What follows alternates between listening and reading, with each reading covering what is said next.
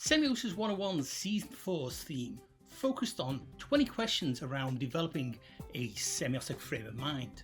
In Season 5, we will take a philosophical turn into the pragmatics of semiosis.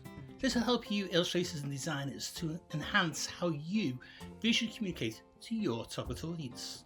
So, welcome to a preview of Season 5, in which there are 20 new episodes around the semiotic theme of a pragmatic semiotic turn to your creative mindset.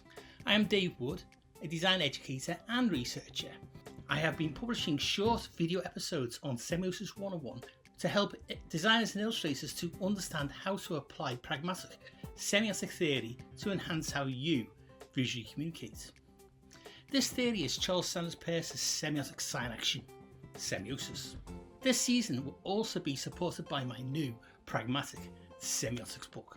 Semiotics for designers and illustrators will be published in October 2026 by Bloomsbury Visual Arts. My book's subtitle is Using Peirce's Semiotic Sign Action to Give Visual Communication More Meaning. This may be a mouthful, but this is important context for the reader to understand which semiotic theory is being used and why illustrators and designers should use semiotics to enhance how you visually communicate. My book will be available to pre-order, so keep an eye on my book's newsletter on semiosis101.online/book-newsletter for publication notice and exclusive discount codes. My book is an expansion on what I do here with Semiosis 101 episodes. Season 5 is grouped into 6 semiotic sub-themes, and I will preview what's in the book. This season's 20 episodes will help you develop a new pragmatic semiotic frame of mind. Season 5 sub-themes are taken from Semiotics for Designers and Illustrators' 9 book chapters and 9 case studies. The first sub-theme is semiotic sign action, and the first 4 episodes contextualize a pragmatic semiotic turn in your own creative mindset. The first episode, 5.1, Visual Communication, a pragmatic semiotic turn, contextualizes this season's theme. Then in 5.2, What Can Semiotics Do For Me?, we take a partial book preview of Chapter 1. Episode 5.3, Pragmatic Semiotic Powers, 3 Levels to Mediate Visual Communication, gives a deeper exploration of semiotic mediation. Finally, each sub-theme concludes with a case study episode. In 5.4, the visual communication phenomenon, a case study in applying semiosis, we begin your pragmatic semiotic turn to enhance how your aesthetic visually communicates meaning. This model of 3 episodes is repeated for each sub-theme. With the first Season 5 sub-theme of semiotic sign action set and the triadic episode structures of book preview, exploration, application, case study established, we will be ready to explore the next season's sub-theme. Semiosis, semiotic sign action, is focused on active communication through semiotic signs. The visual communication of what intended concept is mediated through how it's represented is ultimately affected by how the representations have an effect on the target audience. How the audience interprets what is visually communicated is dependent on their prior social cultural reference points and lived experiences. Peirce calls this an interpretant, and in the next 3 episodes we explore this through the second sub-theme of the semiotic immediate and dynamic effects. Your ideation phase will be enhanced by this pragmatic semiotic turn to the effects of representation on your target audience. In this second sub-theme, we will first preview the 2 remaining book chapters of Part 1 of Semiotics for Designers and Illustrators. In 5.5, Visual Semiotic Science, a partial book preview, chapters 2 and 3 outline your semiotic journey through your own creative ideation. Then in 5.6, Semiotic Ideation, how to semiotically wear an audience's experience, we will dig deeper than the book chapters into the semiotic ideation for design and illustration. In doing so, both chapters 2 and 3 and Semiosis 101 episodes 5.5 and 5.6 have centered aesthetics firmly within semiotic visual communication. The type of aesthetics we are discussing, yes, you've guessed it, is pragmatic aesthetics. So in 5.7, Pragmatic Aesthetics, a case study in applying semiosis,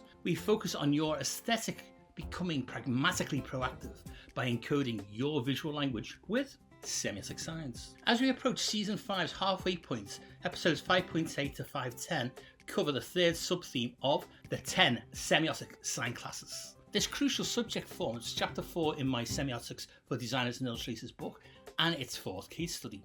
This sign class subject also begins the book's second part, explaining how to semiotically mediate to audiences.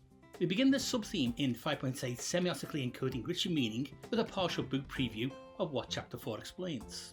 Then in 5.9 Perception, Communication and Delivery, how Peirce's 10 semiotic sign classes form, we dig deeper into how Peirce defined these 10 classes and how they are semiotically powered. Finally, in 5.10 Visually Explaining Peirce's 10 semiotic sign classes, a case study in applying semiosis, we will go deeper into clearly contextualizing what each sign class means for you. Those of you with eagle eyes will have spotted I have missed including an episode on my book's fifth case study. Yes, you are correct. This is not because I wanted to, but because I am planning a double-length special episode to explore symbolic mediation of Indonesian batik.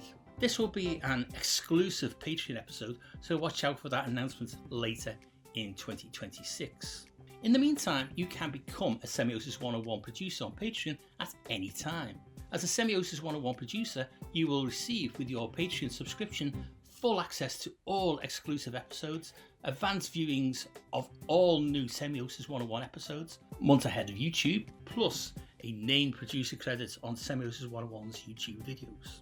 Now that we have established what semiotic sign classes are, we will now contextualize semiosis. We can now turn to the fourth sub-theme of semiotically mediating audiences.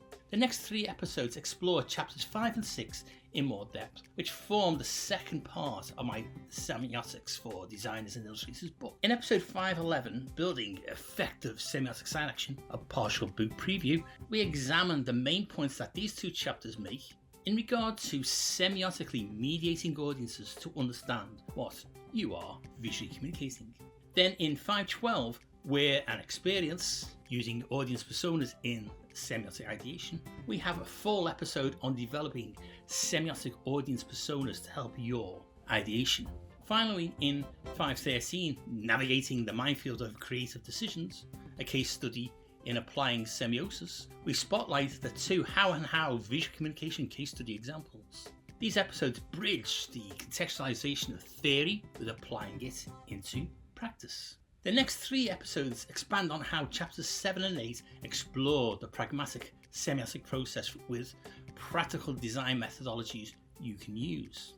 In 5.14, Visually Communicating Semiotically, a partial book preview, we will gain an overview of what is discussed in these chapters on this sub-theme. Then in 5.15, Designing or Illustrating Using Semiosis, Semiotic Divergent Convergent Thinking, I'll contextualize applying semiosis to your ideation using the Design Council's Double Diamond model. Finally, in 5.16, A Semiotic Brand Character, a case study in applying semiosis, we will explore the parallels between a brand strategy and pragmatic semiotic sign action. Chapter 8's concept begins to provide methods using Scamper and Gestalts to help you apply semiosis into your illustrations or designs visual language to enhance visual communication. 2 exclusive Patreon episodes will delve deeper into how. The final sub-theme of a pragmatic semiotic manifesto coincides with my book's final chapter and case study. This begins with 5.17, Semiotic Sign Action, Changing Behaviour, a partial book preview, which proposes this manifesto. Then in 5.18, Visually Communicating with Semiosis, a pragmatic semiotic manifesto, we will focus on its 8 pragmatic semiotic goals. In our penultimate episode, 5.19, Synthesizing Creative Land with Theory Land, a case study in applying semiosis, we will put all this together for creatives. Finally, in 5.20, a pragmatic semiotic turn, we will review how semiosis enhance how you visually communicate. Later in the year, we will reach the end of Semiosis 101 Season 5 and the publication of my Semiotics for Designers and Illustrators book. You will also see another preview of what Season 6 of Semiosis 101 will cover. See you all again for the next Semiosis 101 episode. Semiosis 101 is unique in helping illustrators and designers to semiotically enhance your visual communication skills. one designer-centric semiotic video at a time. Remember to hit subscribe to be notified when the next episode hits.